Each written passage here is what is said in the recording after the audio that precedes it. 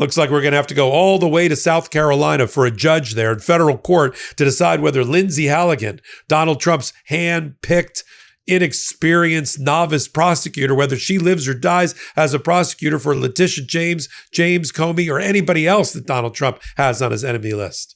And it's going to be decided in South Carolina, not in Virginia, by a judge who was appointed, wait for it, by Bill Clinton, a senior status judge. That's a major development. We got another one. Remember the interview that I did of Anna Bauer of Lawfare, in which she got unsolicited direct messages on the Signal app from Lindsay Halligan about the Letitia James case and then wrote an article about it? She came on and talked to us about it.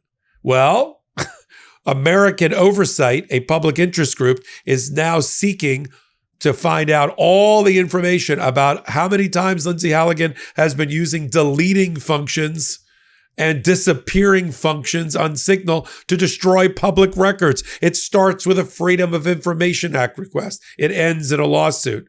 And I'm going to have Anna Bauer on with me in about an hour or two right here on Tuesday on Legal AF.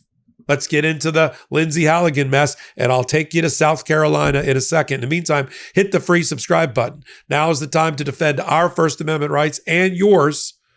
Become a free subscriber to the Legal AF YouTube channel. Slide over to Legal AF Substack, where for $6.77 a month, I'm not making it up, you can become a paid member. That's what keeps the lights on. That's what gets us, keeps the content coming to you uninterrupted. Let's go over Lindsay Halligan. 2 motions were filed, one by the New York Attorney General Letitia James. She was indicted for mortgage fraud by Lindsay Halligan. One by former FBI Director and U.S. Attorney in New York, James Comey. He was indicted for perjury to Congress, also by Lindsay Halligan. Right away, the lawyer for James Comey, Pat Fitzgerald, filed a motion to disqualify Lindsay Halligan. So did Letitia James with her lawyer, Abby Lowell. They both claim the same thing. And they're right that under 28 U.S.C. Section 546, the Vacancy Reform Act, there was no ability for Pam Bondi to appoint Lindsay Halligan as the U.S. Attorney in the Eastern District of Virginia. That had to be chosen by the judges of the Eastern District of Virginia because Lindsay Halligan, it was the second interim U.S. Attorney. Eric Siebert already had been appointed by Pam Bondi just before, but Donald Trump fired Siebert because he wouldn't prosecute Comey and James. See how we're all tying this together? But it's a single-use ticket. You only get to pick one prosecutor if you're Pam Bondi. Then you got to go to the judges of the Eastern District of Virginia. Now we got the conflict because those judges, if Letitia and James are right, Letitia James and James Comey are right, those judges have to pick Lindsay Halligan's successor. So James Comey very smartly asked Judge Nachmanoff, who presides over his case, to send his case because of a conflict to have it decided by another judge. That happened. Judge Nachmanoff sent it to Judge Diaz of the Fourth Circuit Court of Appeals, who sits over Eastern District of Virginia, South Carolina, North Carolina. That's the Fourth Circuit. So now they have to pick a different judge who's not presumably in Virginia, and Judge Nachmanoff did. Picked Judge Cameron McGowan Curry. Judge Cameron McGowan Curry has been on the bench since Bill Clinton put her there, 25 years ago. She's a lifelong resident of Florence, South Carolina. She worked in the U.S. Attorney's Office in D.C., and she's going to be making a decision. But why for both? Because Judge Walker, who presides over Letitia James, in her case, consolidated the 2 motions because they're identical. So off we go to South Carolina with a Clinton appointee to decide if Lindsay Halligan lives or dies as a prosecutor.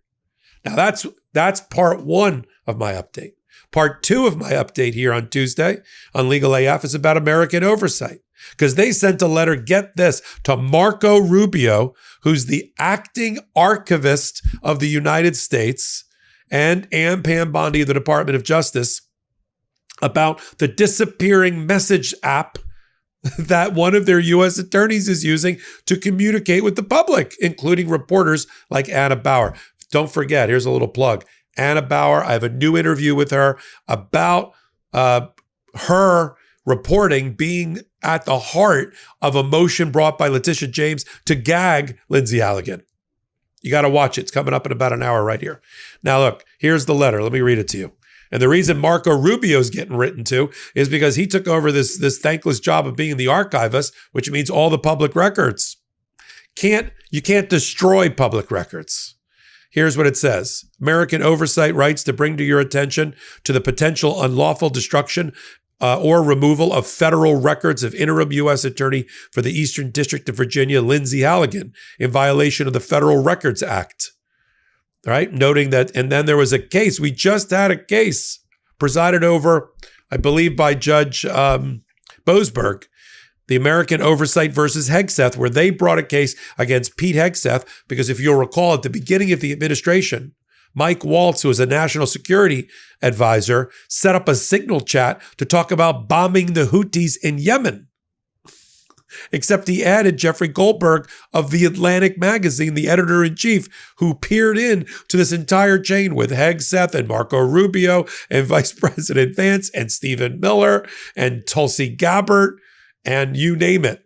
So there was already a lawsuit about this, and there the judge ruled signal messages sent by government officials in the course of public business are federal records. And they should know better because Marco Rubio is part of the case. Here's what they say in the letter. Specifically, interim U.S. Attorney Halligan appears to have removed or destroyed messages exchanged with a legal journalist, Anna Bauer, via the commercial messaging application Signal, where she tried to influence news coverage related to that conversation. According to Bauer's October 20th article, Halligan contacted Bauer on Signal and set disappearing message time for 8 hours. It's according to the reporting. This means that each message Halligan sent was to disappear from her device 8 hours after she sent it, and each message Halligan received was to disappear 8 hours after she read it. Because it provides substantial reason, that article, they say, provides substantial reason to believe public records are being destroyed. They then go through and attach all of the text messages that she said. Fortunately, Anna Bauer screenshotted them. Here's how they end the letter, which is a Freedom of Information Act request, which will be denied. Then they're going to have to run into court and file a FOIA lawsuit. Further, they say on page 4, Halligan's admission in her final message to Bauer that the Signal conversations was set to disappear suggests that she used Signal for the purpose of creating records that could not be retained. Without Halligan's proactive preservation of the messages at issue, her decision to automatically disappear records regarding her actions as interim U.S. Attorney violates the Records Act. Finally, Halligan's fluency and comfort with Signal's auto-delete feature suggests that this exchange with Bauer was probably not Halligan's only usage of auto-deleting Signal messages for government communications. Rather, it justifies the inference that Halligan likely used Signal auto-delete in many other internal or external communications and will continue to do so unless you take action. Signed, Ron Fine, Chief Counsel, American Oversight. Here's one of my favorite footnotes I've read in a while. Footnote 6, bottom of page 4. Given the subject matter of Halligan's communications, criticizing a social media post sharing an article regarding prosecution of a critic to President Trump, Halligan's repeated accusation that Bauer doesn't report fairly may be especially appropriate for preservation as potential evidence of an implicit threat. Discussing forms of government coercion for First Amendment analysis. So what they're saying there is that was a threat against Bauer to try to chill her reporting. Wow. I'm glad you're here. Lots to cover, lots to continue to follow. Follow me with my exclusive interview of Anna Bauer, this reporter that I just read about, coming up in about an hour here on Legal AF. Hit the free subscribe button in the meantime. Legal AF Substack, become a paid member. Till my next report, I'm Michael Popak. Can't get your fill of Legal AF? Me neither. That's why we formed the Legal AF Substack. Every time we mention something in a hot take, whether it's a court filing or a oral argument, come over to the Substack. You'll find the court filing and the oral argument there, including a daily roundup that I do called, wait for it, Morning AF. What else? All the other contributors from Legal AF are there as well. We got some new reporting. We got interviews. We got ad-free versions of the podcast and hot takes. Where?